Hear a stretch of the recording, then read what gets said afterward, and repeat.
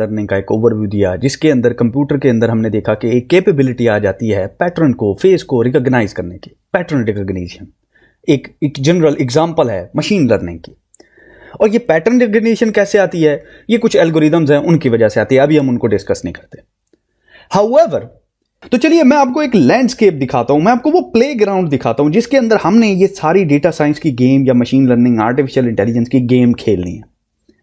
सबसे जो broad term है वो बेसिकली है आर्टिफिशियल इंटेलिजेंस की। इमेजिन करें ये एक प्लेग्राउंड है, ठीक है, जिसके अंदर आप क्रिकेट खेलते हैं। ये प्लेग्राउंड है बेसिकली आर्टिफिशियल इंटेलिजेंस का। अब आर्टिफिशियल इंटेलिजेंस क्या चीज है?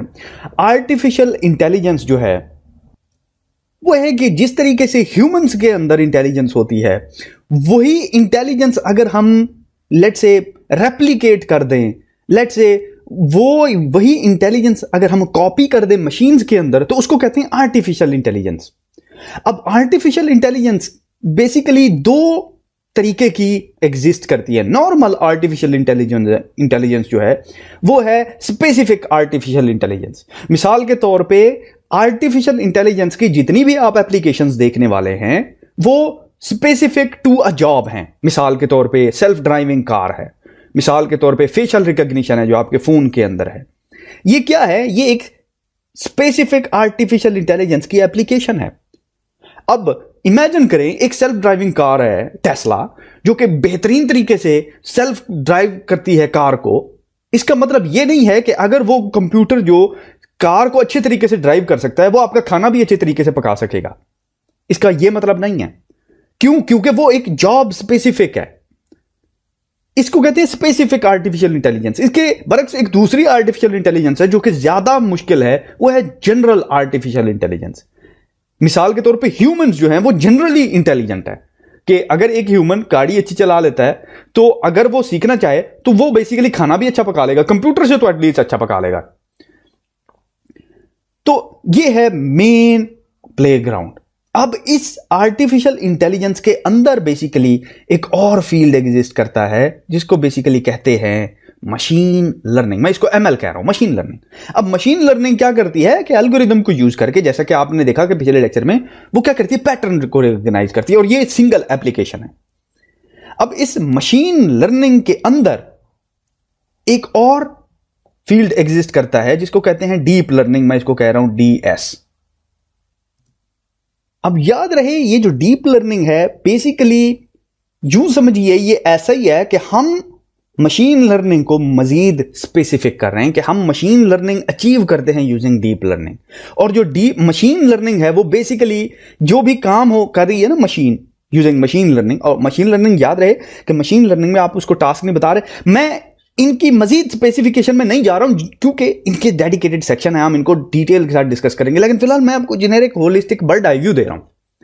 तो ये जितना भी आप डेटा साइंस अप्लाई करते, डीप लर्निंग अप्लाई करते हैं या मशीन लर्निंग अप्लाई करते हैं, एंड गोल ये है कि आप एक आर्टिफिशियल इंटेलिजेंस क्रिएट कर रहे हैं। एक और टर्मिनोलॉजी जो बेसिकली मैंने यूज की लास्ट लेक्चर के अंदर वो थी डेटा साइंस, डीएस। ठीक है, अब डीएस क्या चीज है? डीएस बेसिकली है डेटा साइंस।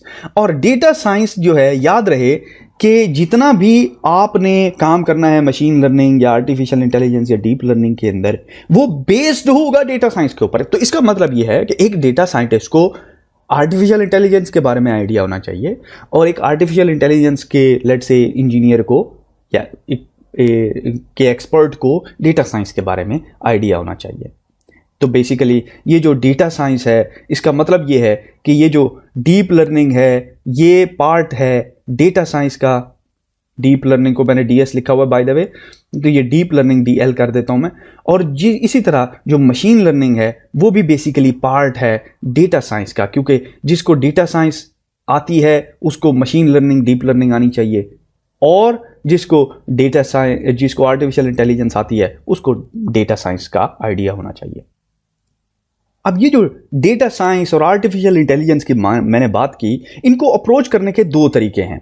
इमेजिन करें, और वो दो तरीके बेसिकली क्या हैं उनको एक्सप्लेन कर रहा हूं मैं। इमेजिन करें ये एक दरख्त है, ठीक है, ये एक ट्री है और इस ट्री की खासियत ये है कि इसके ऊपर कुछ फ्रूट लगे हुए हैं। इमेजिन करिए मैंगो का ट्री है और इसके ऊपर 2 मैंगो लगे हुए हैं। ऑफ कोर्स आपको पता है कि ट्री के रूट्स होते हैं।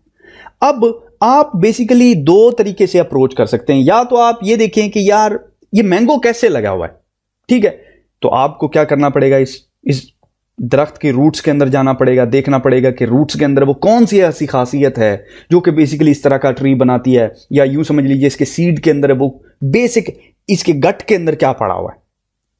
दूसरा तरीका यह है कि आप सीधा जाएं, मैंगो को पकड़ें और मैंगो खा लें, ठीक है। तो इधर आप रूट की तरफ जा सकते हैं या फिर आप फ्रूट की तरफ जा सकते हैं। इसका मतलब यह है कि ये जो डेटा साइंस और आर्टिफिशियल इंटेलिजेंस है, इसको दो तरीके से हम अप्रोच कर सकते हैं। या तो हम इनकी रूट को देखें कि ये इनके पीछे जो मैथमेटिकल एल्गोरिदम्स हैं वो कैसे डिवाइस करने, उसको डिजाइन कैसे करना, एक तो ये। दूसरा, हम इनकी एप्लीकेशंस को देखें। तो जॉब स्पेसिफिकेशन के हवाले से सिर्फ एप्लीकेशंस इंपॉर्टेंट है, क्योंकि किसी भी कंपनी ने जब आपको हायर करना है तो वो उन्होंने आपसे कोई एप्लीकेशन करवानी है। तो हमने बेसिकली जो फोकस करना है वो एप्लीकेशन यानी कि फ्रूट के ऊपर करना है, रूट के ऊपर नहीं करना। ओके, तो सो फॉर सो गुड। तो यहां पे इस लेक्चर को करते हैं क्लोज। नेक्स्ट लेक्चर के अंदर हम एक छोटा सा प्रोजेक्ट करेंगे।